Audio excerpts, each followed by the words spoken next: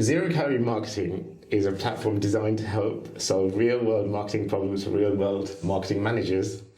Our mission is to empower marketing managers everywhere to excel in their roles and conquer any challenges they encounter in their professional journeys. Our guest today is none other than the Managing Director of Steadfast Collective, Pete Heslop. Steadfast Collective exists to create community-driven digital applications. They're a small team of smart creatives who help grow businesses and create value, both economic and social. Welcome to the show, Pete. It's great to be here. Thank you for taking your time to come all the way from Southampton. Not Portsmouth. And I'm sure you've got a busy schedule, you've got loads of things happening. It's great to be here. When you're not running marathons and raising money for charity, you've got kids? I've got 2 kids. I've got a 4-year-old and a 5-month-old. Run the agency. I like running when my ankle is functioning. Life's good. And it's nice to be on this side of the podcast, not that side, because normally I'm the one struggling to get through intros. So it's nice to be this side. It's all clever editing, thanks to my editor. If you're watching, hello. Where's last week's edit? Needing it down. So look, Pete, what inspired you to start Steadfast Collective? Yeah, so as a young kid, I knew I wanted to build a business and I knew I wanted to build things. I just happened as a kid to fall into technology. So I grew up with a computer from a fairly young age, and then I got into being involved in forums, learning HTML on MySpace, and just kind of fell into web development. And that was kind of while I was at school. And for me, I just knew I wanted to build a business and I knew I wanted to build things. And the idea that I could build things without it costing money blew my mind. The fact that you can type some things in a keyboard and that's then worth money is amazing. I could have picked up sticks and become a carpenter, or bricks and become a bricklayer, but I decided to write code and become a developer. And after a brief encounter with working in theatre and live events, I then kind of swerved back in and went full-time into web development, and then we started Steadfast. I mean, I guess a good friend of mine's an electrician contractor, and he's got an amazing life, you know. So, or you know, a postman, you know, a dream career move, potentially. So we're just having a chat off camera, and Pete told me, you know, his real passion is to one day become a postman. So the idea of walking for a few hours a day and delivering posts while listening to a podcast sounds amazing. I worked in live theatre, live events, doing mostly lighting for bands and theatres. And then I decided, you know what, I should get a real job that doesn't require me to work all of the unsociable hours of the day. So I became a kind of a full-time web development person, jumped jobs a few times, started an agency in my evenings, went full-time. I then sold that agency, went travelling, came back, started Steadfast. Wow. So me and my wife run it together, and essentially we wanted it to be a place where we can build really great software, and that's what I wanted. I wanted, to build somewhere where we got a chance to build really great software, and I quite quickly came off of development and I joke that I used to be a developer and now my job is meetings, which is entirely true. But as soon as we could hire somebody who was better than me at development, we took that chance and we did it. And I haven't written code now for 6 years. So. And Steadfast has been going for nearly 10 years now. Nearly 10 years, yeah. Firstly, you know, why community? Yes. How did you stumble upon that? Yeah. Like, yes, you may have had a passion for it because of your time when you were experimenting with communities, maybe getting involved with it. Yeah. How did you find this kind of commercial angle that you could make a living out of it? That's a really good question. So there's a pandemic, small mental health breakdown in the middle, like I think most people had. Yeah. And then I was chatting to our kind of non-exec director and a few agency friends. And I said, look, this is becoming less fun. How do I make this something which we really enjoy running? And we kind of separated our clients, and we worked out the ones that we were really enjoying working with, were the ones that were building membership organizations and communities. And we said, you know what, that is fun, because for our developers, it's generally complex stuff. We're not just building websites for your local butchers, we're building really complex platforms. And for us, we see the impact both social and economic for those folk. So whether it's a community of cross-stitchers or a community of vets, whatever it is, we see the impact that community has. So for the last 2-3 years, I've been diving headfirst into the world of community, learning about what makes community managers tick, what their problems are, what their challenges are. And I think it kind of links a little bit back to my time in theatre, where I used to really thrive off everybody in the room having this shared experience, and now we're just building those, but online, and I love it. You clearly have a passion for this. Yeah. What are the biggest challenges that community builders face today? Mm-hmm. So for community managers, often what they're struggling with is they are unbelievable generalists. So they're so great at doing so many different things that often the day-to-day gets them kind of stuck into a bit of a loop. A bit like running a business. There's so many tiny little things to do. Sometimes you've got to block time in your calendar to step back and be like, what's the actual point of what we're doing? Sometimes you've just got to take yourself off to a cabin in the woods or, somewhere where there's not work. The other thing as well is it kind of falls under marketing and operations. Community in most organizations falls under marketing, but it kind of touches all departments. Community managers aren't great at proving their value. They can be like, look, we made this beautiful community. Say you run a wine merchant, you might build a beautiful community around it where there's wine tasting happening, there's an online community, people are really all about your brand. But unless you are proving that that community aligns with the business aims are, may it's grow revenue by 10%, unless you can actually prove that, you're going to really struggle. So I really encourage community managers we work with is to, what are the actual statistics your boss cares about, and how can you deliver on those, as well as building somewhere beautiful? And this is not a scripted question that I didn't give you before, but to be a good community manager, do you actually have to have a real passion for the people that you're working with, or do you have to be an insider? Or can that be learned? That's a really good question. I asked someone this recently, a community manager, because they were smarter than me. I think you need to have the desire to have the passion for it. So you could run a community of bricklayers. Doesn't mean you need to be a bricklayer or know anything about bricklaying, but you are going to need to be able to learn how to speak their language, learn what their needs are. You're going to need to be good at adapting to that environment. If you can do that, then you'll be fine. If you only care about hair and beauty and you're trying to go into the bricklaying community world, you're going to really struggle if you're not willing to adapt. But I guess that could be said for any business, right? Like if you only cared about making videos for, plumbers, you're going to really struggle when that high-end client comes in and they want something else. I struggle with any client, to be honest with you. No. I have a pushback for you. Yeah. If you were to hire someone, would they necessarily need to be an insider or talk language, or can you teach them rules and formulas to follow? I just think they need to have the desire to learn and the desire to become part of that place. For instance, we don't require that our developers that we hire have a passion about community, but I want to see that they could have a passion for, building these community platforms. It's a little bit like, I always find it funny when someone says, oh, can you build us a community platform in the fintech space? And have you done it before? Well, no, we haven't done it before, but I've painted red houses. I can probably paint green houses, blue houses, and pink houses, right? Painting's painting. Wonderful analogy. It's good, right? And it always makes me laugh when people are so obsessed with sector-specific examples, and I'm like, it's just painting at the end of the day. It's all the same. So, yeah. I think just going on from that, sometimes you can really benefit from being an outsider and be taking a look at things from a very objective perspective. But I don't. No, absolutely, and we are very aware right now that when we're doing our strategy work,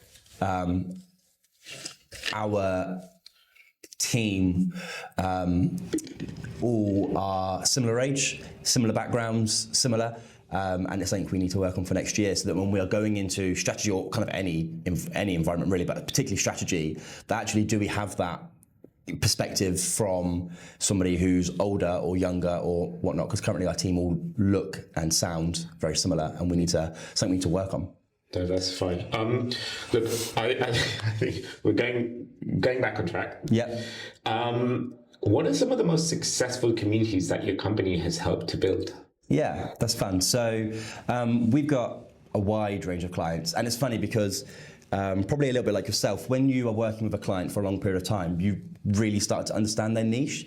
So we've worked with the vet industry, the caravan industry, the cross-stitch industry, and then a bunch of others. But those three I know way too much about.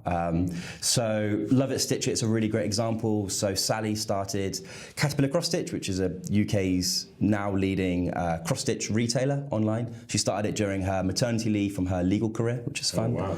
Yeah, and she started it, she had a real passion for it, she built it, they've now got a great team. And she realised there was kind of a gap in the market where she wanted to grow out her community. So we built Love It, Stitch It, where you could upload a picture of your cat, you could turn that into a cross-stitch design. Oh, wow. But then you can sell that on a marketplace like Etsy. Oh, so we've built that whole marketplace where you as a cross-stitch designer can actually turn your designs into cash.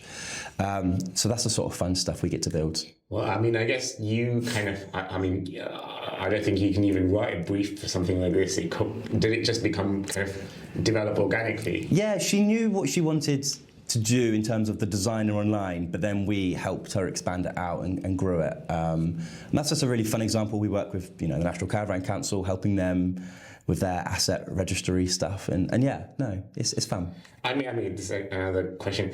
Is it better to have 1,000 followers versus 100 super engaged community? That is a great question.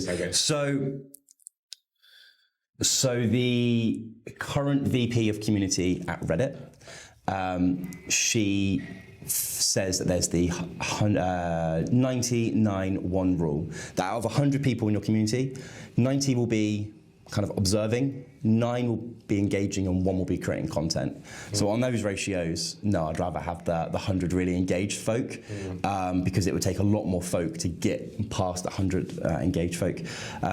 For me, it's all about, if you can make your customers and your observers advocates flying the flag for you, they kind of become your marketing department, and they become folk who will feed back into your product and do all of those kind of great things. So it's all about kind of letting people in, and how do you make those people feel really special so they're not just customers, but actually they're part of a wider thing. Because especially when you're running a smaller business, we can only do so much. So how do we empower our clients and our wider community to fly the flag for us? It's almost like having, like we were talking just before we started filming, a lot of our customers come in through word of mouth. 100%. And you cannot pay someone to actually be saying good things about you. That kind of thing comes in naturally, and it's so much more authentic. You cannot manufacture it, which is a frustrating thing if you're running a small business.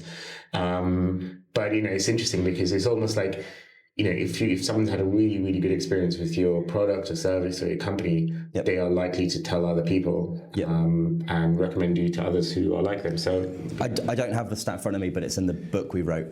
A number of Gen Z do not trust ads at all.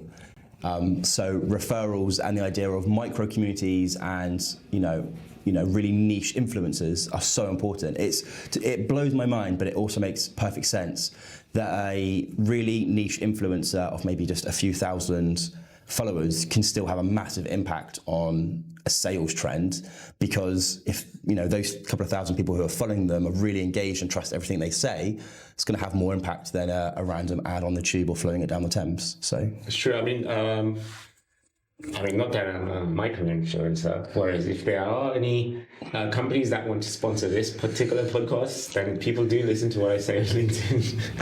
I'm sure. Definitely, yeah, always. I don't know if you get this, actually. This is really off topic. I put something on LinkedIn, and even people who are really close, good friends of mine, but I saw you on LinkedIn, and I'm like, why do you need like it? Or why do you need, they're like, it kind of, the visibility comes across. So the other day I was at this event, and they were like, I was there too, and I'm going to go back again. And I saw it on LinkedIn. I was like, why the hell didn't you say anything? So so there are like these, I don't have that many, I have, 4,000 followers or something on LinkedIn, or friends or connections. And the amount of people who actually go to take the time to actually press the like button or comment is very, very small. But I know that people are listening to me or watching me, because when I see them, they're like, oh, I saw you on LinkedIn the other day. You probably get this as well. I think you said that to me. No, for sure. You might post a LinkedIn video, it might get 400 or 500 views. imagine if that was a room of people and you were talking to 400 or 500 people, that 2-minute clip or whatever it was, that's a huge amount of people you've just spoken to. What I also love about LinkedIn video content is the fact that when you then walk in a room, somebody does recognize you. It breaks the ice. I was at a dinner the other day of community managers, and I was sat quite far away from this lady. She didn't see me sit at the table, and then she just went, I think I can hear Pete. I've never met him, but I'm pretty sure he's here. Looked around, and I was like, oh yeah, hi, nice to meet you. And I have this thing, and I think you probably do as well, where people are like, oh, I've been following you. It feels like I know you, even though we'd never interacted before. I think this was at one of the agency events that we went to, where someone just came up to me and said, oh, I've been watching and reading your stuff online. I just want to say hello. I was like, oh, it was like a fan moment for me. When someone says to me, oh, I see your stuff on LinkedIn all the time, I just go, I'm really sorry for you. I just apologize and just move on with the conversation. No, but the thing is, you're right. If someone said to you, hey, Pete, you can talk to 4,000 people a week, all you have to do is create good content and something that people resonate with. And regularly. And, whereas if you physically had to go and talk to 4,000 people, You try getting a speaking gig in front of 4,000 people.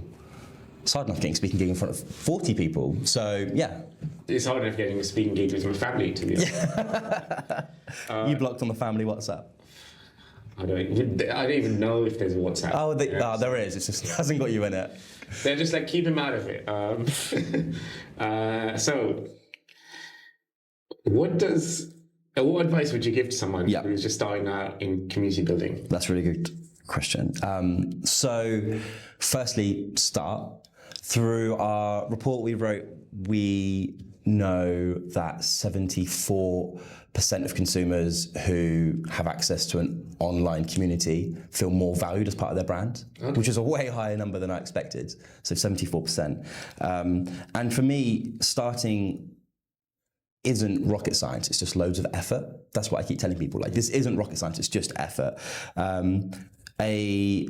Someone I look up to, Rosie, she again inputted into the book, she said you need to build an MVC, so a minimal viable community. So what does that look like? What's the smallest version of a community you could build? And for me, it's probably around a table. So what would it look like if you were like, okay, of everybody who's ever interacted with the business, I'm going to build a community out of that. You're going to focus on the folk who are most engaged. Go to somewhere nice in London, book a table for 12 people, invite them along. That is the start of your community. And for me, I think tables is the answer to that first step of building that community. So your job is then just to facilitate the conversation, make sure everyone's getting loads of value, meeting each other. And then you go, okay, fab. We've now had this interaction. I'm going to run these twice a year or a few times a year. And then you just kind of move on to, okay, fab. How can I move this into a WhatsApp group? How can I move this forward? But it's all about starting, and food is a great way of doing it because everyone knows what food is. Most people like food. There's always something to talk about, even if it's just the thing in front of you, which is the food. And it's a great place to kind of show value to your community. There's a really interesting book I read called Religion for Atheists, and it essentially said, when you break bread, which is traditionally a Christian and Islamic, Judaic religious thing, something happens to us, or it triggers us as a human being, where you kind of automatically feel connected to someone. Sure. And that's very interesting. The other thing about organising a meal as kind of the first step in building a community is everybody knows the format of a meal. You turn up, you have some foods, and then there might be pudding, and then you will leave. You understand the rhythm, so it feels natural, and normally you're in somewhere public. It's not like you're inviting a bunch of people you kind of know to your house. Like it's somewhere public. Everything about it feels safe and familiar. And as long as you're doing a good job of hosting and facilitating the conversation, it's more than just a meal. It's a chance for people to actually talk. It's like, everyone eats at some point in the day. Yeah. And it's just essentially getting people together who are like-minded. Yeah. You mentioned a couple of tools. What is if you were to start a MVC, what tools would you recommend a small business or even a small e-commerce company to start dipping their toe in? Yeah, so if you're building a community of your customers and I'm talking about like a service business, so like a video production company, I would go something like WhatsApp. Okay. And I'd be using that as like a very tiny, more intentional version of LinkedIn. So, hi everyone, we know we've got this event coming up, or we've just written this post, or we've got a job listing, that sort of stuff. But then also encouraging folk kind of put their problems into it. You know, we've got a shoot coming up. Any advice? Yeah, blah blah blah. In fact, we've got some great venues on our roster. That sort of stuff. If you're more of a product business, maybe you're running, I don't know, a shampoo company, which is niche. I'd probably start looking at something more intentional, like a platform like Guild or Circle or Mighty Networks, or if it's software, Slack. But you need to be where your community are. Yeah, okay. So it's tricky. You can build community on places like Instagram and Twitter and whatnot, but it's a very fine line between that's an audience that you're talking at and a community where they're involved as well. So how do you make that step? It's a tricky one, because you want to make sure Slack works really well for lots of software companies, because people are already got Slack open every day. Okay. So for your, more normal folk who don't work in technology, finding that place for them can be tricky. So we had Kristen Parker on season 2, who's the social media manager at Space & K. And she essentially was the social media manager, where she would post content on Instagram, Facebook, YouTube, all sorts of places. But she was also, part of, because Space & K is such a big company, she would have to deal with customer complaints and sometimes trolls. What advice would you give to you go in with, you set up a WhatsApp group, there's a bad actor, someone who's spamming, or someone who's maybe harassing someone. What advice would you give? I'm sure this has come up. No, it's good. Yeah, so every community should have a code of conduct. What do we do and what do we not do? Is your community one where people swear? Are they allowed to self-solicit? Are they allowed to say, hey, come buy my services? Are they not allowed to? It's quite normal for it to be a not allowed to rule. You set out the guidelines, and then it's your job to enforce them. And that's why setting up a community shouldn't be taken lightly. It is a proper job. It's a proper role. And I think that has been... as we see the role progress, especially in the UK, America is way more further ahead than we are. We're seeing it kind of come out from that community social media manager role into being its own thing. Often it's been who can run the community? I'll just throw it to the social person. And now we're kind of stepping forward out of that. But yeah, have a code of conduct. Like, what do we allow? When I run events in London and Southampton, people have to agree to the code of conduct. I'm not going to harass. I'm not going to do that kind of stuff. And can I ask why that rule was set up? Someone harassed someone? Or no, it just felt like a good rule to have, right? Okay. I don't want anybody at an event or a community that I'm running to ever feel uncomfortable. So it reflects on you. Exactly, and it's just not a nice place to be, is it? I went to one of Pete's events, and it was very good. Met some lovely people, had some really good conversations. And I'm sure if you link up with Pete, he will invite you to the others he's running. So going away from community building in particular, marketing as a whole, what does content marketing mean to you? Okay, that's good. So I'm not a marketing person. I'm not an ads person. I don't know how else to do marketing. So for me, I know that as a business of, less than 20 people, I know that people are primarily buying our services because they've had an interaction with me, they like my vision for the company, they seem to trust me. So how do I get myself in front of more people? And for me, the easiest way of doing that was to make video content and allow the team to then kind of run with it, because I might record a podcast for 20 minutes or half an hour, and then that thing vanishes away to the editors, comes back, and I've got 3 pieces of video content, an audio podcast, a blog post, a bunch of social clips. It's the quickest, most efficient way of me making a bunch of content, and that's just kind of what we fell into and what seems to be working. I wouldn't know. I mean, we do run really small ad campaigns on Google, but I don't really know what I'm doing. I mean, I think having seen your content online and having interacted with your posts, I mean, you clearly know what you're talking about, and I think that's the value I get from when I see the content that you create. It's quite well shot, actually. Thank you. I know we spoke off camera about camera gear and all that kind of stuff, mics. So going away from this, where do you see, essentially, we, because of our day jobs, interact with B2B marketing managers, marketing folk on a day-to-day basis. What are you seeing what trends are you seeing when you're talking to your B2B marketers in the wild? For me, I'm going to change the question a little bit. I'm really enjoying behind the scenes content. I think it's fantastic for building community. I think it's great for letting people know that your brand, doesn't matter how big it is real and is human. I really like it when people just film what they're doing around London, like a day in the life stuff, a day in the life of an office, that sort of stuff, because it just shows that human element. It doesn't have to be highly polished. There's definitely time and space for, get the big camera out, do the proper thing, but sometimes just grab an iPhone, grab a GoPro, show us what you're doing, setting up an event, that sort of stuff, because it just shows humans, It's real. And it's easy, like it should be easy. Like anybody who is competent in IT and has a bit of a personality can do that.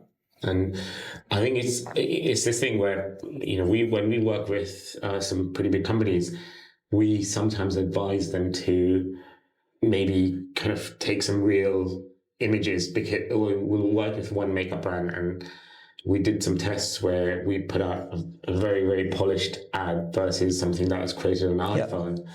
And the one, especially because the makeup brand, women wanted to see, or their consumers wanted to see how it would look like in a real person. Of course, yeah. It wasn't like, the airbrushed version. It was, there were some blemishes in the skin and, there were some imperfections, but that made it more real. Yeah. It'd be bizarre if all of the Instagram influencers grabbed a cinema camera and, full studio lights. You'd be like, this is clearly an ad. This isn't just a thing you're talking about on the cuff because you like it. This is something clearly an ad that you've scripted, you're being paid for, and it just feels disingenuous to the brand. And I guess it goes back to the community of, this kind of trust element where, do you trust what you're seeing? And, most people know they've got their bullshit detector in terms of, this is someone's paying you to say this shit, isn't it? And that kind of thing. 2024 is coming around the corner. It's close. What should marketing managers be thinking about? So for me, it would be about, so many marketing managers and CMOs I meet are doing such a great job of building their audience wherever it is, and really engaging with them. How do you move them up the chain to be from folk who are just about participating to the ones who are actually creating the content, who are flying the flag, who are self-organized, who don't have to wait for an email from you to go to the website. They're actually just checking the website because they're excited about what you're next releasing. How do you move people up that chain to becoming advocates, and how do you keep hold of those advocates and create a special place where they feel that they're getting value, as well as providing value back to you? Cool. That would be mine.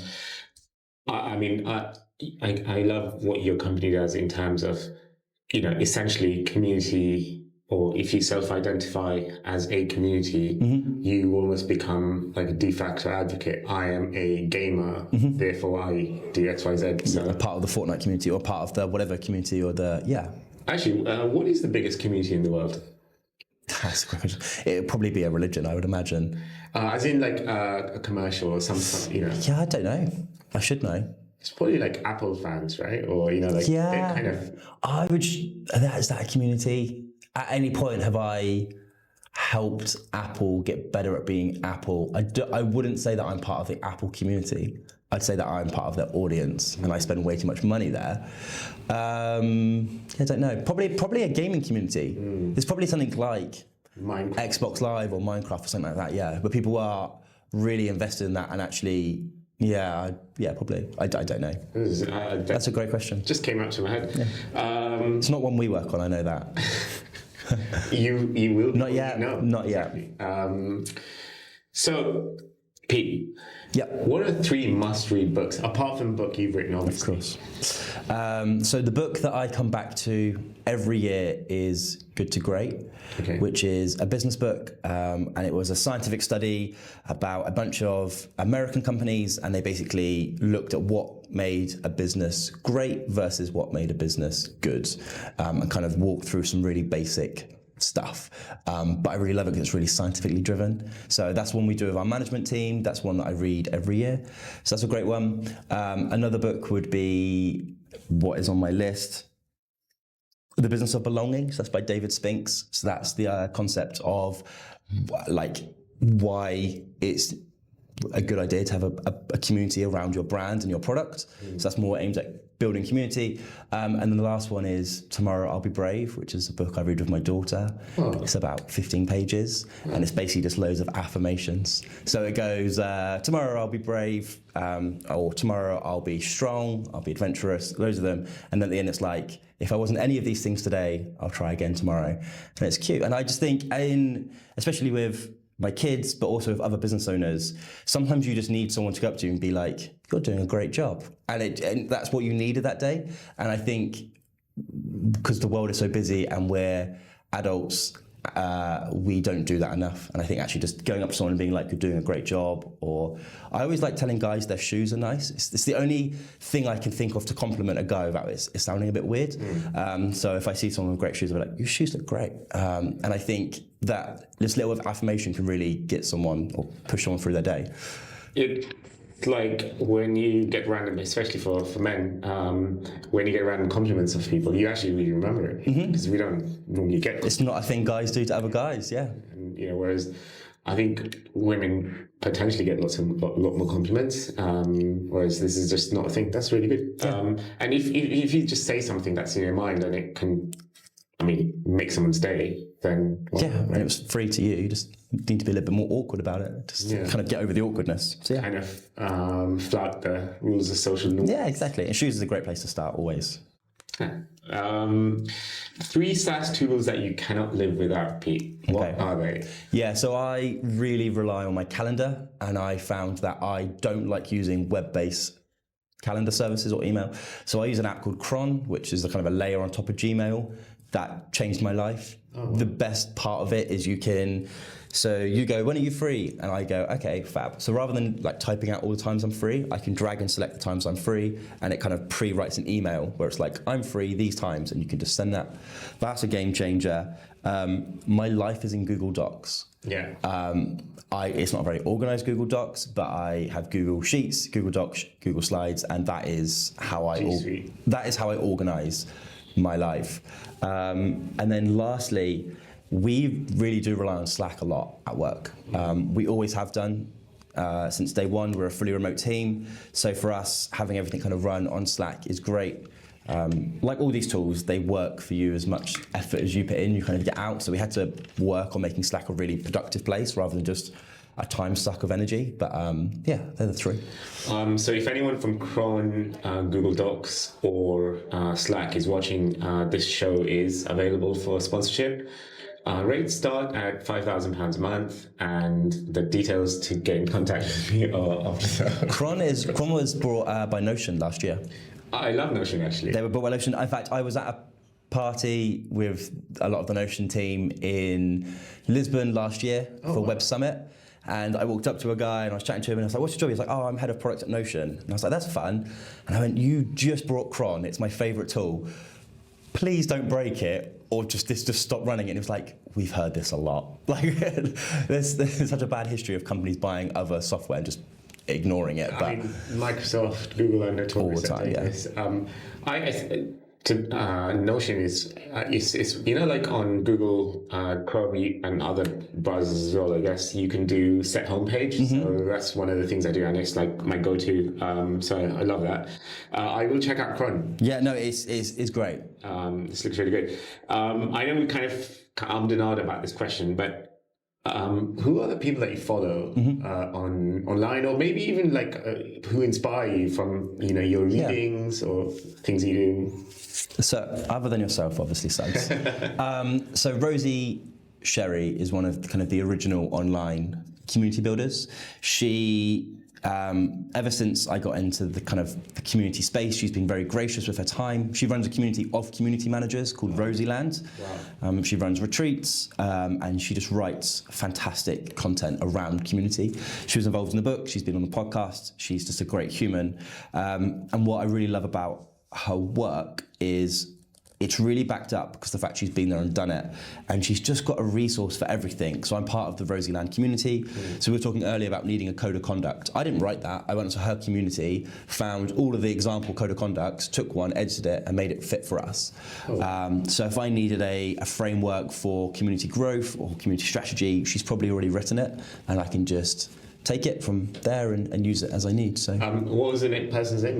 Rosie Sherry from Rosieland is the name of her community. Cool. Well, if you're in community and you want to discover more, follow Pete, obviously, and then follow Rosie.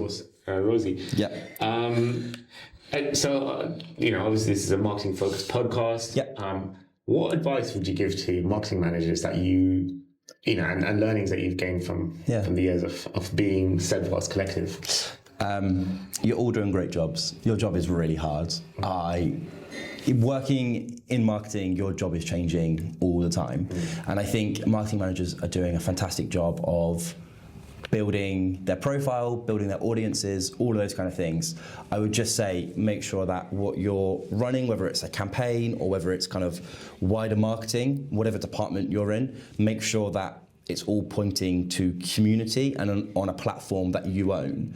Because if you are, say, you're kind of going all out, you're running all these campaigns, and you've put all your eggs in the Facebook ads market, or you've put all your eggs in building out this amazing mailing list, you don't really own any of those things. So how can you build community and how can you build loyalty on a platform you own?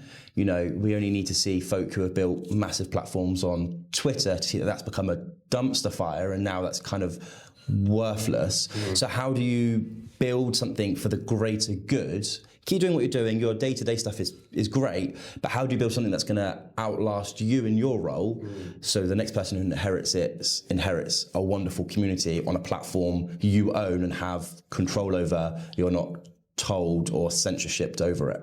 And I guess, the ironic thing is Facebook is brands help build the community and get people in. Yeah. But now they've got to pay to access their own followers. It's all bizarre. Yeah. And if it goes down, or if they change their rules, or they decide they want to ban you, unless you are one of the mega communities, you try getting hold of someone at Facebook who can actually do something about it. Yeah, I've spoken to a few friends of mine who have been banned or they've suddenly just disappeared on Facebook, and there's no right for there's no one person that they can go into. Yeah. This is a horror story. There are a few communities or brands that are out there who've just been banned, and there's no answer. There's no one they can go to, and often not Facebook in particular, but these kind of. You hear it across the board, don't you? Yeah. It's a nightmare for an ad agency if they were to say get their client banned on Google Ads or something. Yeah. And unless they're spending serious money, you probably don't have an account manager there yet, and it just all gets very messy and complicated. Yeah, I was talking to someone and they were actually legit spending 10K plus, which is probably nothing in the scheme of things, and they wanted to spend money, but because they were banned. Because their name sounded like another product which was banned from the ban list. Right. It was really bizarre. And the poor guy was actually, struggling with this for 6 years, 6 months, So then they had to delete everything and start all over again, change the name of the company, all sorts of things. So, buyer beware, I guess. So Pete, how can people get a hold of you if they wanted to reach out, get to know you, find out more about Steadfast Collective? Yeah, that's cool. So LinkedIn is where I'm most active, which is just Pete Heslop.